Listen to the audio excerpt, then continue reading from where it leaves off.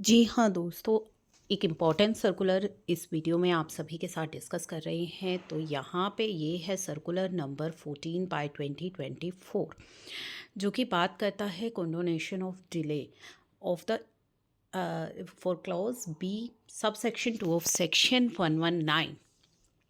ठीक है, for the returns of income. कौन सी रिटर्न्स की यहाँ पे बात की जा रही है? क्लेमिंग डिडक्शन, जिन रिटर्न्स में आपने एटीपी की डिडक्शन क्लेम करी है for the assessment year 23-24। Application have been received in the CBDT के पास एप्लीकेशन आई थी कोऑपरेटिव सोसाइटीज़ से, जो क्लेम करती हैं डिडक्शन अंडर सेक्शन एटीपी।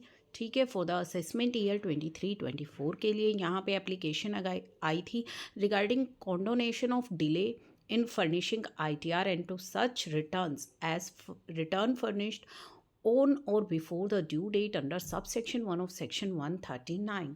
तो यहाँ पे कॉन्डोनेशन ऑफ डिले के लिए ये एप्लीकेशंस लगाई गई थी कि जो रिटर्न फर्निश की गई हैं उन रिटर्न को माना जाए कि वो रिटर्न ऑन या बिफोर ड्यू डेट फर्निश की गई हैं, भले ही वो रिटर्न लेट हुई हैं। और अगर वो रिटर्न लेट फाइल हुई हैं तो लेट फाइलिंग का क्या रीज़न था? लेट फाइलिंग का रीज़न था कि डिले जो हुआ है was cause due to delay in getting the accounts audited. ठीक है, under the law, respective state law. तो उस वजह से रिटर्न लेट हुई तो उनको यहाँ पे जो है माना जाए कंडोनेशन ऑफ डिले के लिए कि वो जो आईटीआर हैं वो ड्यू डेट या उससे पहले फर्निश की गई हैं। In order to mitigate the genuine hardship, यहाँ पे बोर्ड ने कहा कि जो सर्कुलर आया था 13/2023, उस सर्कुलर की एप्लीकेबिलिटी को एक्सटेंड किया जाएगा असेसमेंट ईयर 23-24 के लिए भी, लेकिन जो कंडीशंस उस सर्कुलर में थी वो कंडीशंस सेम रहेंगी। तो ये जो सर्कुलर है 13/2023, इसमें भी ये सभी चीज़ें थी कि एप्लीकेशन रिसीव हुई थी कोऑपरेटिव सोसाइटी से जो क्लेम कर रही हैं डिडक्शन अंडर सेक्शन एटीपी।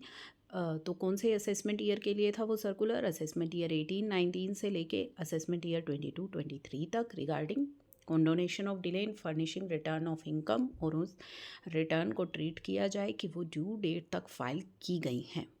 ठीक है, और ये भी था कि जो डिले है वो क्यों है? ऑडिटिंग की वजह से, जो ऑडिट की वजह से डिले है।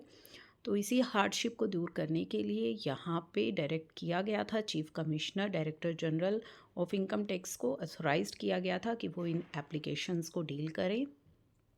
साथ ही बोर्ड का कहना था कि जो चीफ कमिश्नर हैं या जो हमारे डिप्टी जो general of income tax act है, वो इन सभी एप्लीकेशंस को साथ जो पेंडिंग हैं उनको भी एडमिट करेंगे और न्यू एप्लीकेशन को भी करेंगे फॉर कॉन्डोनेशन ऑफ डिले के केस में इन फर्निशिंग ऑफ रिटर्न जिनमें कि एटीपी की डिडक्शन क्लेम की गई है for the assessment year 18-19 to 22-23 और डिसाइड करेंगे।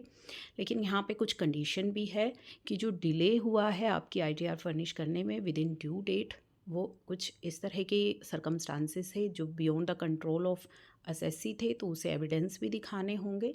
जो डिले हुआ है वो ऑडिट की वजह से हुआ है, ठीक है, बाय द स्टैट्यूटरी ऑडिटर्स जो स्टेट लॉ के द्वारा अपॉइंट किए गए थे, या एनी अदर कोई भी इशू था टुवर्ड्स टैक्स अवॉइडेंस और टैक्स इवेजन।